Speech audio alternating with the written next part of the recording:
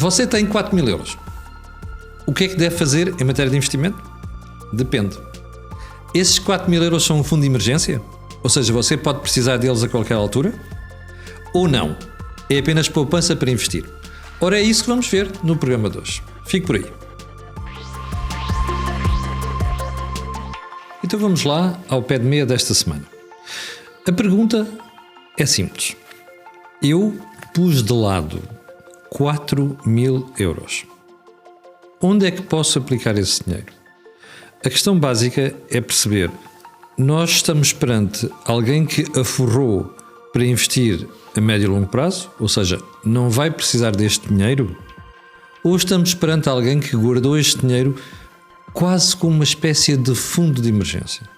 Ora, é isto que vamos ver no programa de hoje, mas antes de irmos ao conteúdo, deixe-me só lembrar que o Pé de Meia, que é aqui do canal A Cor do Dinheiro, exclusivamente do canal A Cor do Dinheiro, tem uma parceria com a Optimize, com a Bluecrow, com a AppFip e ainda o programa tem ajuda à produção da Mel Empresas. Ora, comigo hoje está o Pedro Lino. Pedro, mais uma vez, muito obrigado. Obrigado. Pedro, a pergunta surgiu porque no evento de Braga houve uma pessoa que chegou ao pé de mim e diz-me assim: olha, eu tenho ali 4.000 euros de lado. O que é que devo fazer com o dinheiro? E eu perguntei-lhe, mas quer investir a médio prazo ou quer investir a curto prazo? E a pessoa diz-me logo assim: olha, eu estou desempregado. Portanto, isto coloca-nos uma questão, que é qual é o timing, qual é a decisão que nós devemos tomar? E há aqui duas decisões completamente diferentes, não é? Sem dúvida. E a primeira é saber se essa pessoa já tem um fundo de emergência. Ou seja, se não tiver um fundo de emergência, então, e estando desempregado, os 4.000 euros muito provavelmente pode necessitar desse montante e nesse caso não pode ter qualquer produto de risco, tem que estar investido ou em depósitos a prazo, nos depósitos promocionais ou depósitos à ordem, porque pode necessitar a qualquer momento. Sim. Ou seja, mensagem para as pessoas: se nós estamos a falar daquele dinheiro que você pode precisar a qualquer altura, seja porque tem um azar, há um problema de saúde, aconteceu alguma coisa com os filhos ou lá em casa, esse dinheiro é quase equivalente a uma espécie de fundo de emergência.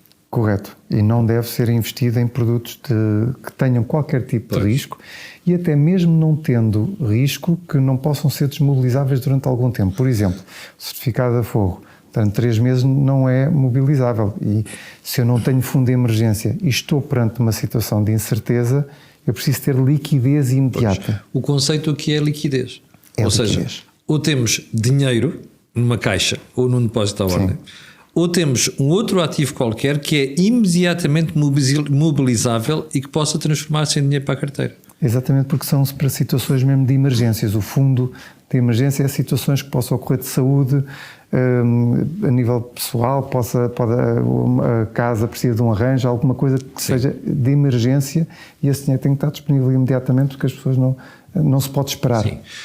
Pedro, se estivermos perante este caso, e eu de facto, depois da conversa que eu tive com a pessoa que lá esteve presente, ela dizia-me assim: bom, de facto é assim, eu até espero voltar ao mercado de trabalho, mas de facto isto para mim funciona como fundo de emergência, portanto isto cabe na figura que nós estamos aqui a falar. Quais são os ativos, além do dinheiro, obviamente, não é? Que não é recomendável também ter 4.000 euros em casa, mas qual é o tipo de ativos onde a pessoa preferencialmente deve colocar o seu dinheiro? Para fundos de emergência ou depósitos a prazo, promocionais, possam ser desmobilizáveis a qualquer momento. Porquê é que diz promocionais, Pedro?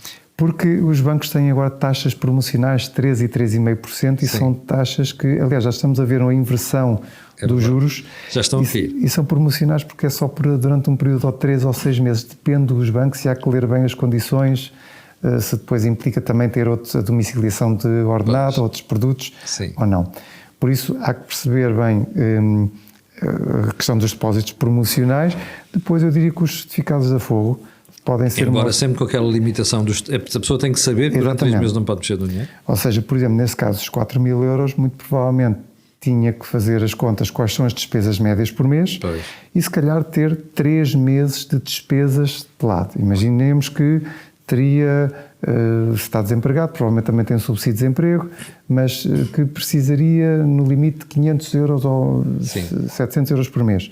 Esse montante tinha que ser descontado e o resto investiria em certificados da forro para ter alguma rentabilidade. Uma das perguntas que ele me fez foi: então, mas não há, por exemplo, aqueles fundos de mercado monetário, isso aí hoje em dia ainda tem Tem alguma utilidade, Pedro? Os fundos de mercado monetário nos últimos 15 anos não deram nada. É verdade, olhando para o histórico, porque com taxas negativas na Europa e a zero nos Estados Unidos, era muito difícil. Neste momento, os fundos de mercado monetário também dão entre 2,5% a 3%, depende. Ou seja, podem ser uma alternativa interessante. Tem que ver se tem custos de subscrição e custos de resgate. Porque se estivermos a falar de um horizonte temporal de 3 ou 6 meses, e se existirem essas comissões de resgate, por exemplo, ou de subscrição, então a rentabilidade pode ser até negativa. E por isso há sempre que ter atenção quando subscrevemos qualquer tipo de produto, quais são as comissões à entrada e à saída e se tem um mínimo de permanência nesses fundos. Há mais algum ativo que possamos aconselhar as pessoas que estejam nesta situação? Não, para fundos de emergência tem que ser algo onde se privilegia a liquidez e não a rentabilidade. Ou seja, há aqui um sacrifício de rentabilidade para que este Porque eu estou dependente de precisar daquele dinheiro, daquela liquidez em si. A urgência, no fundo, o que faz é diminuir a rentabilidade. Por isso é que quando temos paciência, a longo prazo as ações e os investimentos e as obrigações são boas alternativas. Nos casos da emergência, ora, emergência é igual a urgência, preciso de dinheiro rápido, só com rentabilidade muito, muito baixa. Pois. Oh Pedro, mas depois também tivemos uma segunda situação de outra pessoa que dizia, por acaso não eram 4 mil euros, salvo 5 ou 6 mil euros, que dizia assim, bom, eu consegui poupar 5 mil euros, que era assim, ou 5 mil ou 5.500 euros. Por que é que eu faço isto? E depois eu fiz a mesma pergunta. Olha, você primeiro está empregado, sim, tenho um bom emprego, não tenho problema com isso. Então, já tinha fundo de emergência. Exatamente, é um fundo de emergência ou você já tem o dinheiro separado para o caso de precisar de alguma coisa de última hora e isto é apenas um aforro? E a senhora diz, é um aforro. Aqui estamos perante um caso completamente diferente. Sim, aqui já tendo um emprego, tendo um fundo de emergência e já sendo aforro, ou seja, é dinheiro das poupanças, então ele já pode e deve ser investido.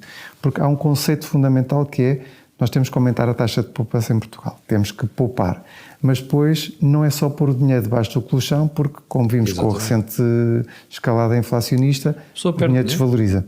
Por isso o que há que fazer um plano de investimento, como é que nós investimos as poupanças de uma forma que também nos sintamos confortáveis, temos que ver o nosso perfil de risco e onde é que podemos investir, mas tendo em conta que não é um fundo de emergência e tem um horizonte temporal superior, como é que eu posso rentabilizar as minhas poupanças e pôr o dinheiro a trabalhar para mim? Aliás, para as pessoas que estão daquele lado e que não percebem dessas coisas, vamos fazer esta conta. Imagina que tem 100 euros de lado, está embaixo do colchão. A inflação é de 7,8%, como aconteceu em 2022. O que é que acontece? Você perde 7,8 euros ao fim do ano. Ou seja, o seu dinheiro vale menos 7,8 euros. E é isto que é preciso perceber e é isto que o Pedro está a dizer. Portanto, o que nós temos que pensar é onde é que pomos este dinheiro, de maneira que tentemos compensar aquilo que é o efeito que a desvalorização que a inflação vai trazer.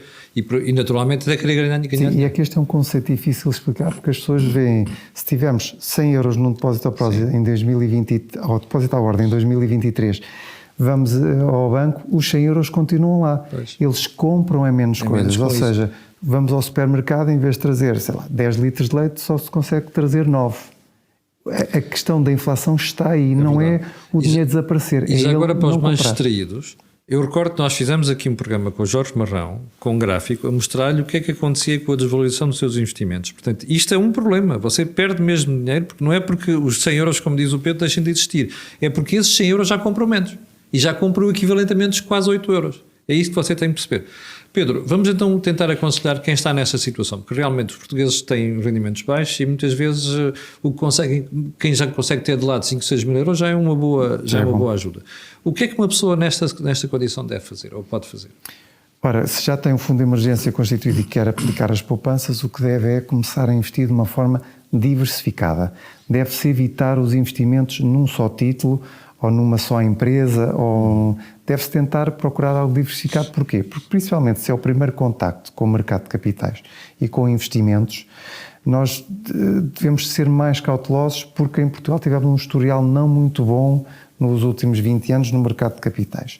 Por isso o que eu diria que essa pessoa deve procurar aplicações em fundos de investimento diversificados, cotados ou não, ou PPRs diversificados, por forma a que tenha um primeiro contacto e consiga depois acompanhar os primeiros passos do investimento. E não ter um receio, ou seja, diversificando, a volatilidade vai ser menor, ou seja, a rentabilidade pode ser menor, mas sim, já vamos ver daqui a pouco um gráfico para as pessoas perceberem o efeito que tem começar a investir cedo ou começar a investir mais tarde. Como você sabe, é uma das preocupações que nós também temos aqui. Já está no ecrã para você poder ver. Pedro, quando nós falamos neste tipo de investimentos, a pessoa em causa tinha 33 anos. Nós podemos pegar num gráfico que o Pedro trouxe e exemplificar aquilo que pode ser a rentabilidade que a prazo uma pessoa vai ter nisto. Sim, neste gráfico pode parecer um pouco complicado, mas vamos começar pelo mais simples. Já agora, no eixo das ordenadas está o valor e no eixo das abscissas, ou seja, a reta horizontal, está a idade da pessoa. Exatamente. E aqui na linha azul o que vemos é um investidor que começa a investir à idade dos 25 anos até aos 65, ou seja, 40 anos de investimento e todos os meses põe 200 euros num fundo diversificado. Com uma rentabilidade média com uma rentabilidade de 7% ao ano. 7% ao ano, que não é nada de extraordinário. Não é nada de extraordinário quando estamos a falar pelo menos a períodos de 40 anos. Pois. Se estivéssemos a falar a 5 anos ou a 10, até podia ser perigoso, mas a 40 anos... Sim, portanto, a pessoa, recapitulando, a pessoa começa a investir aos 25, aos 65 anos teria quanto? 200 euros por mês significa que investiu 96 mil euros, aqui está em dólares, porque o exemplo é em dólares, mas seria a mesma coisa, 96 mil euros teria 512 mil euros, ou seja, os 96 que foi investindo devagarinho transformar-se-iam em 512 mil, mais do que 5 vezes o capital que investiu. Pois. Em 40 anos. E depois temos uma situação diferente. Depois temos uma situação diferente que é, imaginemos que eu comecei a investir aos 35 anos, ou seja, 10 anos mais tarde. Sim, os mesmos 200 euros por mês. Os mesmos 200 euros por mês. Com a mesma taxa de rentabilidade, 7%. Com a mesma taxa de rentabilidade, ou seja, em vez de investir os 96 mil euros iniciais, já só vou investir do meu capital 72 mil porque comecei 10 anos depois. Estes 72 mil seriam transformados em 242 mil, ou seja, menos de metade, menos de metade dos 512, só por ter iniciado 10 anos mais tarde. Aos 35. Aos 35. Ou seja, o efeito de tempo é crucial. Nós menosprezamos isso porque ele é visível ao fim de 30 ou 40 anos. Por isso é que pensamos, isto posso começar amanhã ou depois. Não. E faz uma grande diferença. E faz uma grande diferença. E depois temos outras situações. Depois temos outra situação que é, muito bem, eu decidi investir só dos 25 aos 35 anos. Vou investir mais cedo. Vou só investir 10 anos, não quero saber depois dos 35 anos, vou casar, ter filhos, etc. Não tenho dinheiro para poupar, mas vou poupar 200 euros por mês dos 25 aos 35 anos. Eu só investi 24 mil, porque só investi 2.200 euros por mês, 2.400 por ano, multiplicar por 10, 24 mil. Pelo facto de ter começado a investir aos 25, mais cedo, eu vou ter, a 7% ao ano, vou ter 270 mil euros. Ou seja, vou ter mais do que se investisse durante 30 anos a partir dos 35 anos. Exatamente. Ou seja, mais uma vez, aqui, então a diferença nestes dois últimos exemplos é enorme, que é, eu invisto 72 mil euros, dos 35 até aos 65 anos, eu só tenho 242. Se eu investir 10 anos mais cedo, só invisto 24 mil, ou seja, quase um terço. Embora só por 10 e tenho anos. Mais. Pois, embora só por 10 anos. Embora só por 10 é uma coisa anos. extraordinária. Mas incrível é que invisto quase um terço do dinheiro e tenho mais do que o outro. Atenção, está a perceber estas contas, mas olhe bem para o gráfico e acredite, isto não só é invenção nossa, aliás, a fonte daquilo é o JP Morgan Asset Management, e isto são análises feitas ao mercado americano. Portanto, e como você se recorda, nas conversas que já fizemos com o Francisco Carneiro, ele costuma mostrar que a performance dos mercados capitais é semelhante na Ásia, na Europa, nos Estados Unidos é assim. Temos que olhar períodos de 30, 40 e 50 anos, sim. Exatamente. E por fim, depois há ali uma situação a verde, não é? A verde é se o dinheiro estiver-se à ordem. Esta simulação de 2.3, digamos que para a Europa até é um pouco otimista. Nos Estados Unidos, em média, consegue-se. Na Europa, provavelmente, as taxas irão estabilizar a 2%, nos depósitos, se calhar a 1,5%, porque os depósitos vão de voltar a baixar. Mas isto só para dizer que a longo prazo o investimento compensa e bate tudo. Pois. Tudo. Não há hipótese. E este efeito de capitalização, muitas vezes, no curto prazo, até se compara muito. Mas porquê é que eu vou para as ações ou para as obrigações e não vou ao imobiliário? Aqui o efeito de capitalização é automático. Eu posso investir 200 euros por mês e é tipo a formiguinha, capitaliza mais depressa. Aquilo vai trabalhando por si próprio. Por si próprio. Aliás, Pedro, vamos guardar um programa só para explicar esta questão dos juros compostos, que é uma coisa que as pessoas têm muitas dúvidas e não percebem muito bem. Mas já agora voltando ao caso concreto, da senhora que tinha 33 anos e tinha 5.500 euros para investir. Neste caso, podíamos dizer, porque ele depois dizia assim, mas eu posso estar tranquila, quer dizer, a longo prazo no mercado pode estar sempre tranquila, sobretudo se a pessoa diversificar os investimentos. Sim. Ora bem, para esta senhora, este tipo de raciocínio já faz sentido. Completamente, se ela tem 33, já vem 10 anos atrasada. Aliás, eu acho que, como já referimos várias vezes, quando os filhos nascem deviam ter um PPR, um fundo de investimento. Também vamos dedicar, esteja descansado, vamos dedicar um programa só sobre isso, que é os fundos de investimento para quem acabou de nascer, ok? Sim, vamos dedicar um programa. Porque imagine, quem nasceu agora tem 25 anos ainda de vantagem sobre isto. Ou seja, estes valores dos 512 mil, eu poderia vê-los quando tivesse 40 anos. É mesmo o efeito de tempo, é andarmos para trás. Uma diferença incrível. 20 anos, ou 25 anos. A pessoa até pode dizer que vai chegar àquela idade milionária, praticamente milionária. Não é? Sim, e 200 euros por mês, claro que é muito para algumas famílias, mas tendo em conta os subsídios de Natal, eu acho que temos que... Eu lembro na época dos meus pais, o subsídio de Natal ou o subsídio de férias era para ser poupado. Sim. E havia aquela rotina de poupança e depois de investir. Pronto, isso foi-se perdendo. Eu acho que há todo um esforço para se fazer para recuperar esse ritmo de poupança. Mas essa pessoa que abordou em Braga, tendo 33 anos, ainda vai bastante a tempo e se iniciar aos 35 anos, sua poupança, e depois conseguir fazer reforços mensais de 200 euros, sim, poderá chegar a ter 242 mil euros aos 65 anos. De uma forma tranquila, sim, não é linear, sim, porque temos anos com os mercados positivos e anos negativos. Estamos a falar da média aqui. Sim, e daí muito importante o que o Camilo disse, que é investir de forma diversificada. Ora bem. Não investam às vezes quando é aquela empresa que está a dar, a empresa que está a dar pode ser um problema.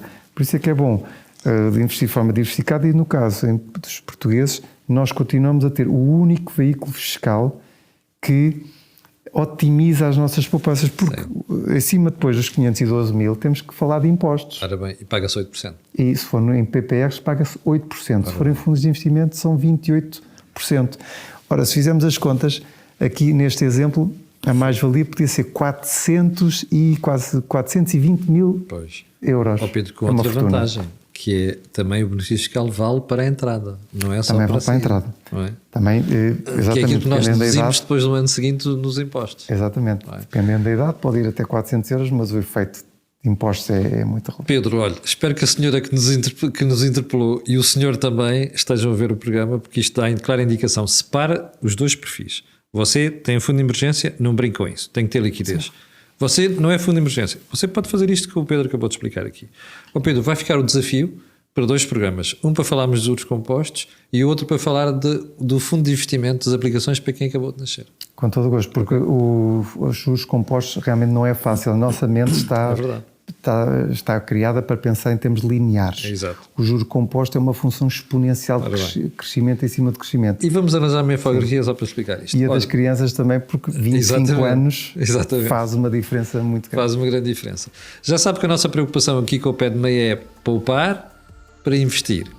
E antes de nos irmos embora, quero lembrar que o programa tem uma parceria com a Timais, com a APFIP, que é a Associação do Setor, os fundos Blocrau e também ajuda à produção da Mel Empresas. Fique bem, nós voltaremos na próxima segunda-feira às 12 horas. Muito obrigado.